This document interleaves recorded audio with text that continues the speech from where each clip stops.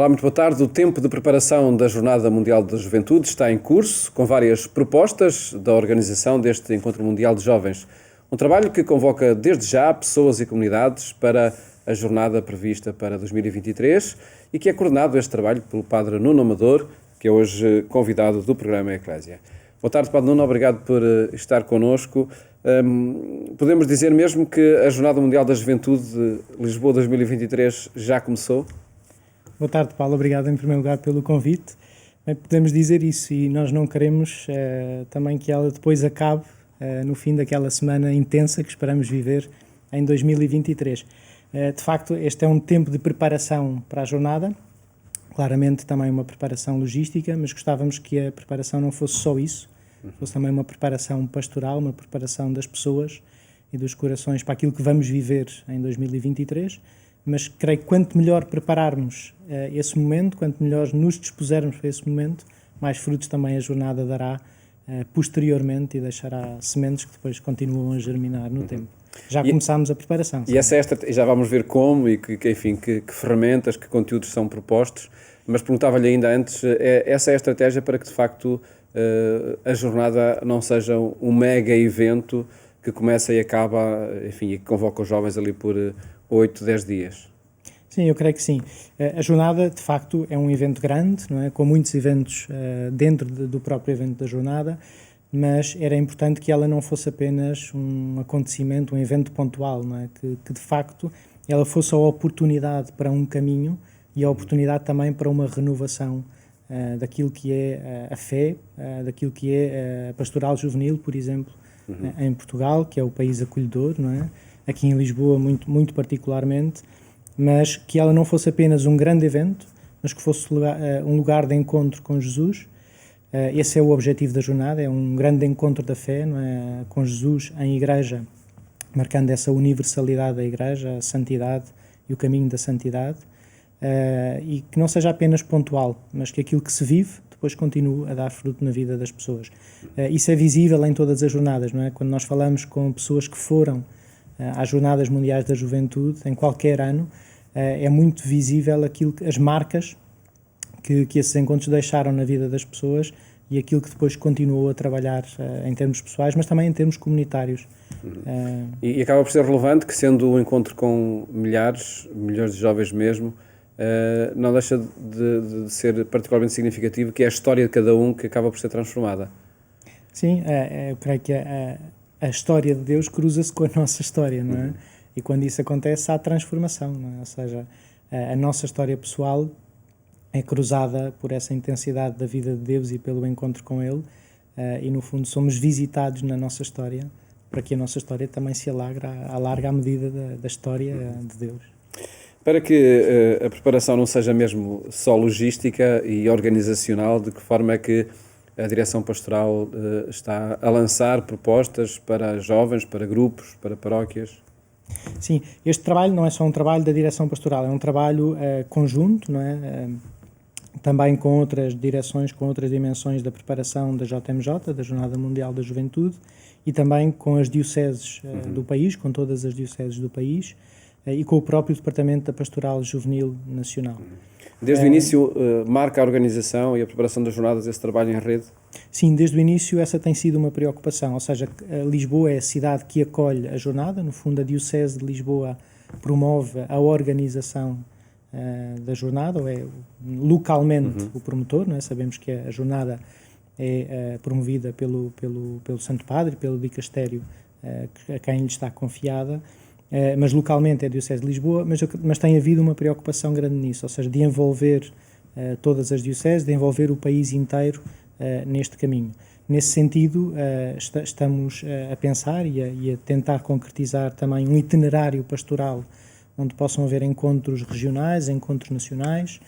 De facto, vamos deixar muito o dia 23 de cada mês como um dia para celebrar já também todos os meses a própria jornada. 23 por remeter para o 2023. Para 2023, sim.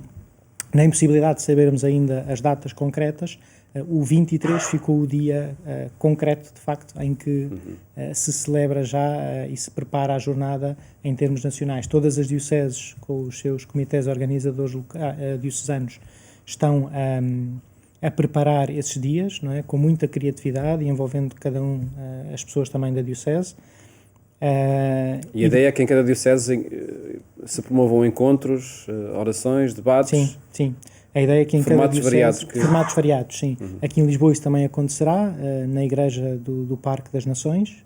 Será a igreja que acolherá em cada dia 23 essas atividades, que passarão por atividades de oração, tempos de oração, tempos de encontro, de reflexão, de convívio, de teatro, de música, cultura, não é?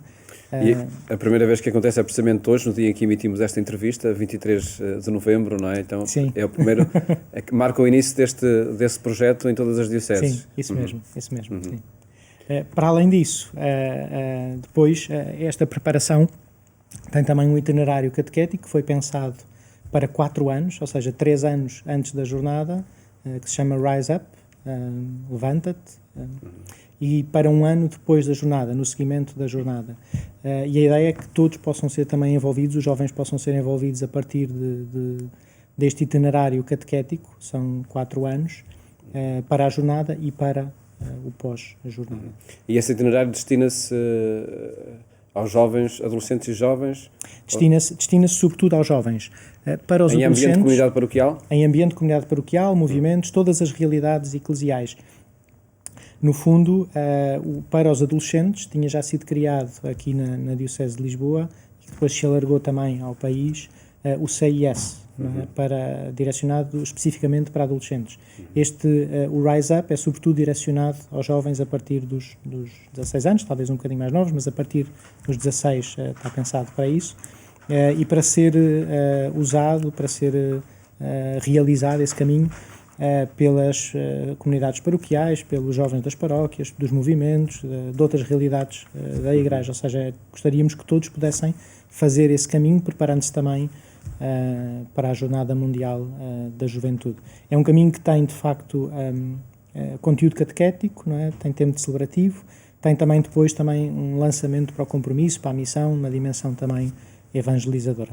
E que itinerário segue essa proposta de catequese? No fundo segue o próprio lema da jornada, não é? Maria levantou-se e partiu apressadamente, não é? Ou seja, no primeiro ano muito esta dimensão Maria, a dimensão do discípulo, depois esta dimensão de levantar-se, não é? Ou seja, não ficar parado, não ficar no sofá, não ficar com as pantufas calçadas, como o Papa Francisco tem dito muito ao jovem, pôr-se a caminho, e depois apressadamente, ou seja, no sentido desta urgência da missão, da evangelização, do sair também ao encontro dos outros. E no último ano, o 4º ano, será um tema que no fundo reflete o cântico de Nossa Senhora, não é? O Magnificat, a minha alma glorifica o Senhor, não é? No fundo o agradecimento pela jornada e a continuação da jornada em agradecimento.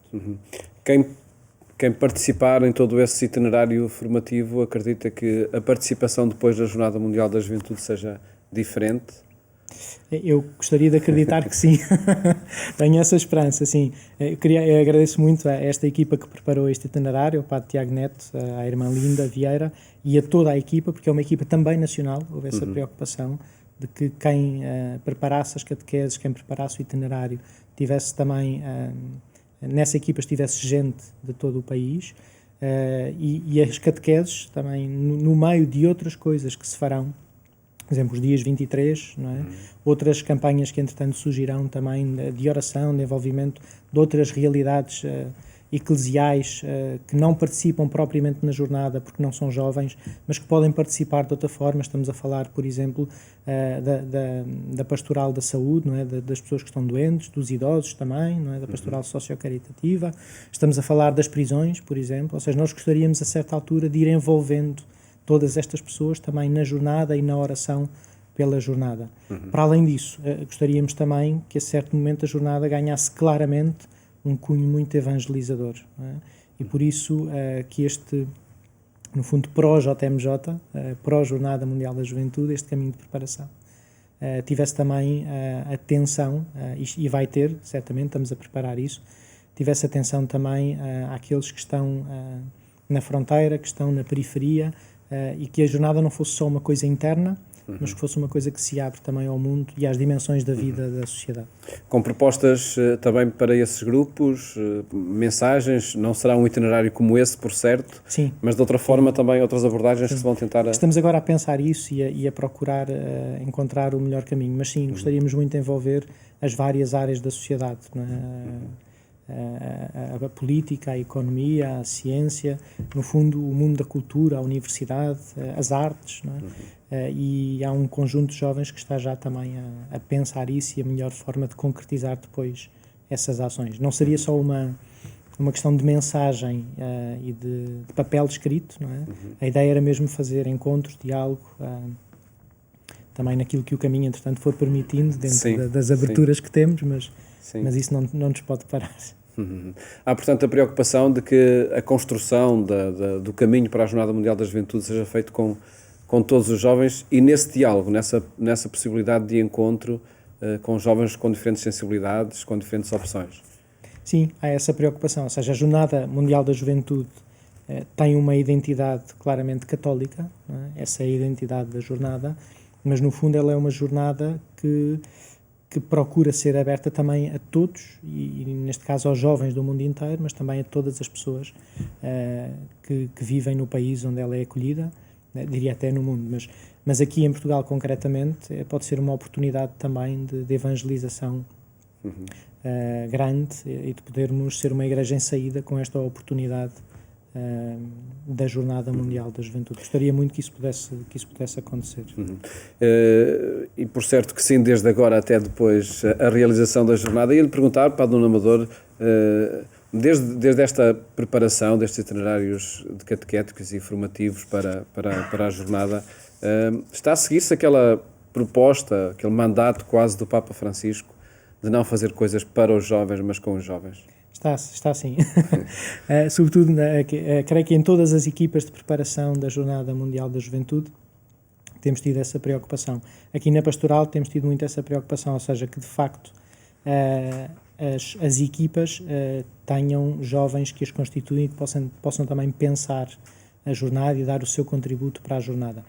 Temos tentado também uma outra coisa, porque creio que resulta muito bem, e aliás também é um pedido do Papa Francisco, é que haja aqui uma dimensão de intergeracionalidade, ou seja, de facto, se os jovens têm a criatividade e têm, não é, o sonho, o desejo, o fulgor, não é, e sonham coisas grandes, muitas vezes depois os mais velhos têm também a capacidade de alinhar essas coisas, de as levar à prática, de ajudar a concretizar as coisas. Agora, a ideia não é de facto nós fazermos uma jornada para os jovens, é que os jovens possam participar desde o início e estão a participar na construção da própria jornada, seja estando integrados nas equipas de preparação das várias áreas, seja em certos momentos também a possibilidade de serem ouvidos para temas concretos, para eles próprios darem opinião e poderem trazer aquilo que gostariam que a jornada as experiências deles. E estão também na liderança de muitas dessas equipas os próprios jovens? Algumas equipas, sim. Aqui da Pastoral nós temos algumas equipas onde há jovens, há uma equipa que está dedicada, por exemplo, ao acompanhamento espiritual do próprio colo e também dos voluntários. O Comitê Organizador Local, e dos voluntários que a certa altura começarão a surgir. E é uma jovem que está à frente dessa equipa com outros jovens, depois tem um casal, tem um padre também que os acompanha, ela que está à frente da equipa, não é? Há pouco o Padre Nuno Amador falava da jornada e do tempo de preparação para a jornada como oportunidade de renovação até da própria pastoral juvenil em Portugal, do relacionamento da Igreja com as camadas mais jovens. Esse é um processo que está em curso há muito tempo e que teve no sínodo com os jovens, enfim, um impulso grande. De que forma é que, na sua opinião, esse pode acontecer aqui em Portugal? E que prioridades, em que setores, de que forma é que essa renovação seria mais urgente que acontecesse? Eu creio que há aqui uma oportunidade grande para isso, não é? Daquilo que tem já sido o caminho de preparação, que começa a ser o caminho de preparação, eu creio que há uma coisa já muito boa que começa a acontecer, não é que ela não acontecesse antes, mas que é que agora se intensifica, que é a relação também das dioceses umas com as outras, tendo como pretexto este tema da Jornada Mundial da Juventude. Eu creio que isso pode dar muito mote também para um trabalho comum das próprias dioceses em relação à realidade juvenil. Aliás, em conjunto com a equipa das catequeses e com o Departamento Nacional da Pastoral Juvenil, estamos a pensar a possibilidade de uns fóruns nacionais, que não sejam também só eventos, mas que sejam a oportunidade dos jovens das dioceses se juntarem, quer em âmbito nacional, quer em âmbito interdiocesano, ou seja, regional, para pensar um bocadinho também aquilo que é a Igreja e os jovens, a realidade juvenil, e mais uma vez, não ser apenas, diria assim, os padres a pensarem o que é que deve ser a realidade da pastoral juvenil, mas trazermos os jovens para essa reflexão. Ou seja, no fundo, como é que a jornada, a partir também do contributo dos jovens e do pensamento dos jovens, pode ser um lugar de renovação da própria pastoral juvenil nacional e nas dioceses em particular. E por certo que vamos ter aqui também a oportunidade de falar com muitos jovens nesse processo. Sim, espero que sim. Até poderia já ter acontecido, nós estamos a com distanciamentos suficientes também e por isso não preenchemos muito esta mesa para os debates. O padre Nuno Amador, para além de trabalhar no seminário, acompanha muitos jovens. De que forma é que esta preparação e a Jornada Mundial da Juventude aqui em Portugal está a ser acolhida pelos jovens dos diferentes setores, de diferentes universidades, com quem contacta? Olha, eu creio que está a ser acolhida, em primeiro lugar, com muita expectativa. Creio que nós, em relação aos nossos jovens, a Jornada Mundial da Juventude não é propriamente algo que precise de muita publicidade, não é? Ou seja, porque aquilo que ela é, aquilo que ela se foi constituindo e se foi construindo ao longo do tempo, cria também no coração dos jovens uma expectativa muito grande em relação àquilo que vai acontecer. E o que sinto é uma grande sede, um grande desejo da parte dos jovens, de facto, de poderem participar, não só naquela semana da jornada, mas de poderem começar já a preparar-se para isso e até muito desejosos de participar na preparação. Por exemplo, uma das coisas que os jovens têm perguntado permanentemente e quase diariamente é se podem ser voluntários, como é que podem ser voluntários, como é que podem ajudar na jornada. Bem, a certa altura teremos indicações acerca disso, não já, mas é uma sede muito grande disso, ou seja, de não ficarem como espectadores, mas deles próprios se inserirem no próprio trabalho que a jornada dará, não é? A jornada vai dar, já está a dar, mas dará muito trabalho, mas creio que isso é um trabalho muito bom, porque é um trabalho que, se nos envolver a todos em comunhão, será um fruto por si mesmo. E será uma oportunidade para renovar muitos dos espaços de diálogo que existem com os jovens, por exemplo, a universidade, aquele em que creio que está muito envolvido.